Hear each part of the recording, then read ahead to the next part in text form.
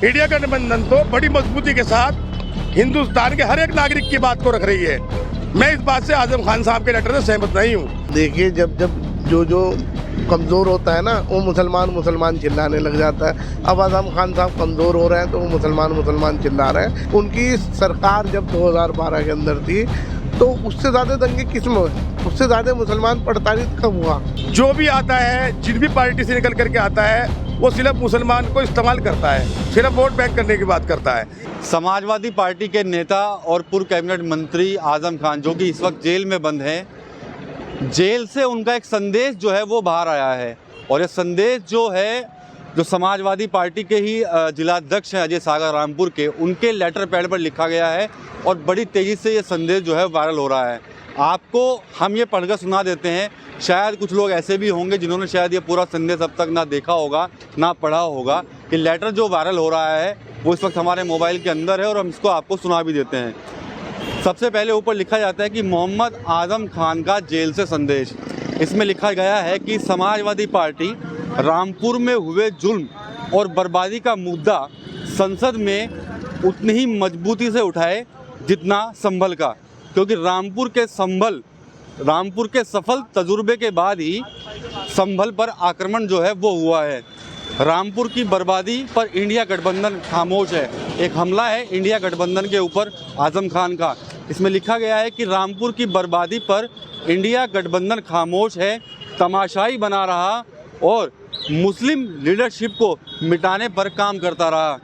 India गठबंधन यानी कि इंडिया ब्लॉक को अपनी स्थिति स्पष्ट करनी होगी, अन्यथा मुसलमानों के हालात और भविष्य पर विचार करने के लिए मजबूर होना पड़ेगा।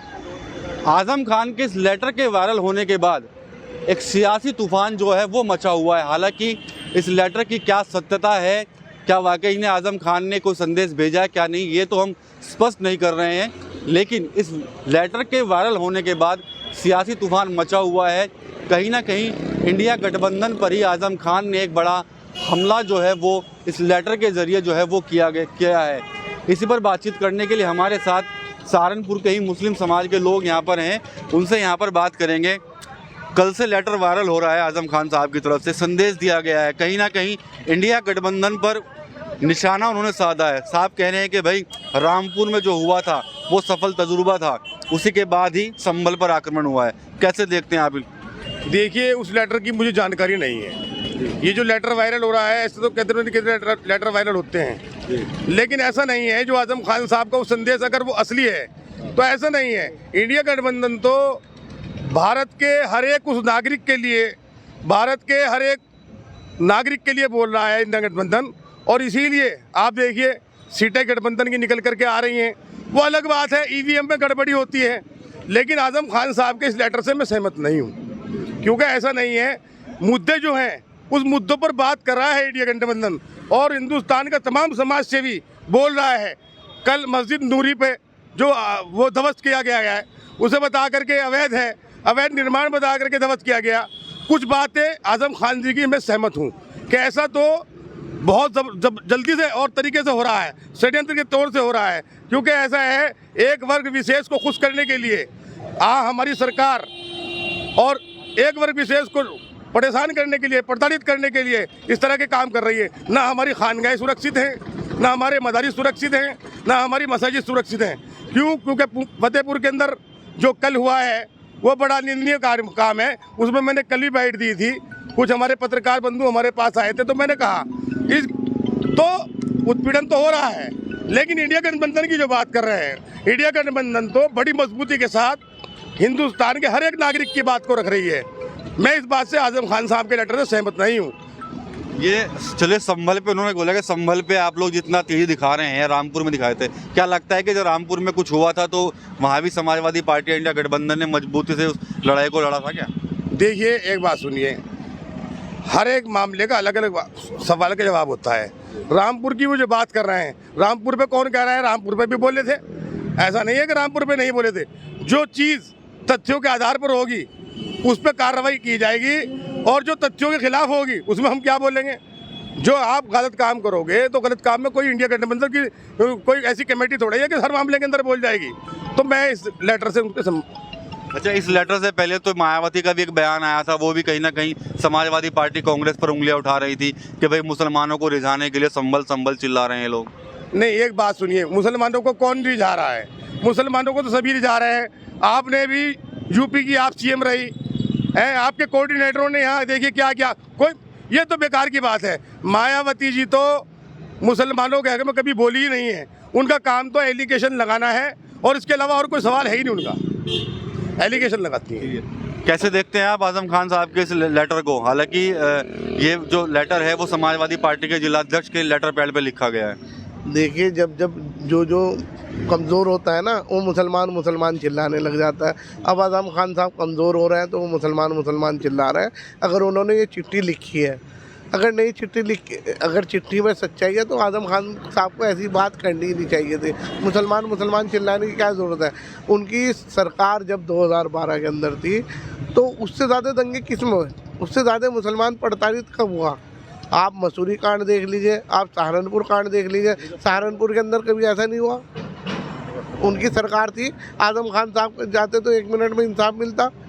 चलो, वो आपस में बैठ के समझौता हो गया, वो अच्छी बात है। सहारनपुर में आप मुजफ्फरनगर कांड देख लीजिए, कितना बड़ा कांड हुआ मुजफ्फरनगर के अंदर।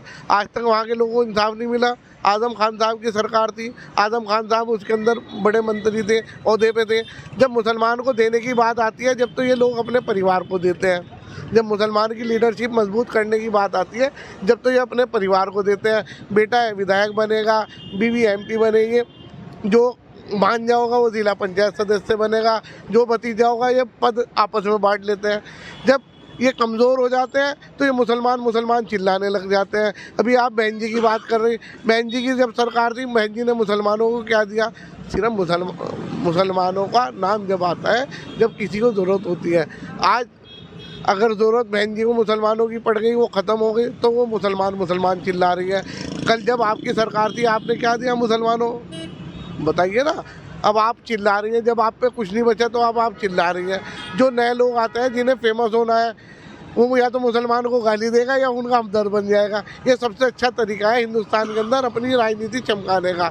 अगर मुसलमान को गाली दोगे जब राजनीति चमकेगी, अगर उनके फेवर में बात करोगे जब राजनीति चमकेगी। वो इंडिया गठबंधन को जो लेके कह रहे हैं आज़म खान साहब, आपको जब कहना चाहिए था जब आप सत्ता में थे, जब आप मजबूत थे, जब आप मुसलमान लीडरशिप मजबूत करते।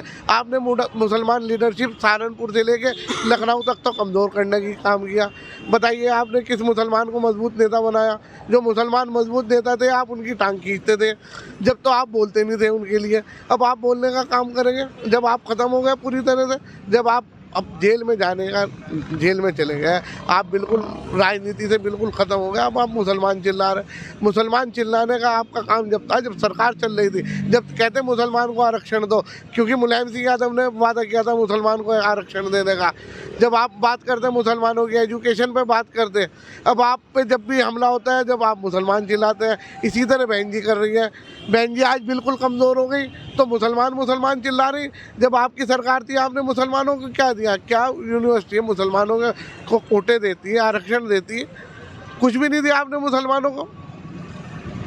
तो क्या फरहान को आपने सुना कह रहे हैं कि भाई मुस्लिम लीडरशिप तो आपने ही मजबूत नहीं होने दी आजम खान? ये बिल्कुल सही है। इस बात से मैं सहमत हूँ फरहान भाई की, क्योंकि देखिए 2 विकल्प हैं, हिंदू और मुसलमान। हम तो सबकी एकता की बात करते हैं। आप अगर एकता की बात करके चलते, आप अगर किसी को कोई मूलभूत सुविधा देने की बात करते, आपने क्या किया? आपने रेवड़ी बांटने का काम किया। मुसलमान को आपने सड़क पे से उठा के एक रिक्शा चालक बनाने का काम किया, रिक्शे बांटने का काम आपने किया। आज ये मुसलमान रिक्शा चला रहा है, तमाम रेडी चला रहा है। तो ऐसा नहीं है, उनकी कुछ कमियां थी, उस कमियों की वो सज़ा भुगत रहे हैं। मैं इनकी बात से बिल्कुल सहमत हूँ फरहान भाई की। जो भी आता है, जिन भी पार्टी से निकल करके आता है, वो सिर्फ मुसलमान को इस्तेमाल करता है, सिर्फ वोट बैंक करने की बात करता है। मुसलमान ने देश की आज़ादी में इतना बड़ा हिस्सा दिया, कुर्बानी दी, तो मुसलमान को आज ऐसा कर दिया जैसे इस देश के अंदर दलित की भी हैसियत बहुत अच्छी होगी। दलितों से भी नीचे जा चुके हैं आज हम।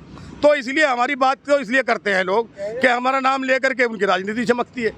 तो जब वो सरकार में होते हैं तो वो सब खनन, ये वो तमाम जितने भी पैसे के मामला होते हैं वो खुद देखते हैं। तो उनके साथ जो हो रहा है वो तो उसकी सज़ा भोग रहे हैं। तो अगर एलिगेशन लगा रहे हैं कि ऐसे रामपुर में बोल लो, यहाँ बोल लो, वहाँ बोल, तो वो तो सरकार का जांच का विषय है। जांच में जो पाया जा रहा है उसके खिलाफ कार्रवाई हो रही है। तो अभी यहाँ पर हमने कमेला के पास कुछ लोगों से बात की है, आगे भी और लोगों से उनकी राय लेंगे कि आखिर वो जो चिट्ठी वायरल हो रही है उस पर वो क्या कुछ सोचते हैं। यहाँ पर जो तमाम लोग थे वो कहीं ना कहीं उस चिट्ठी से इत्तेफाक नहीं रखते और उल्टे ही आरोप जो है वो कहीं ना कहीं आज़म खान के ऊपर भी वो लोग लगा रहे हैं।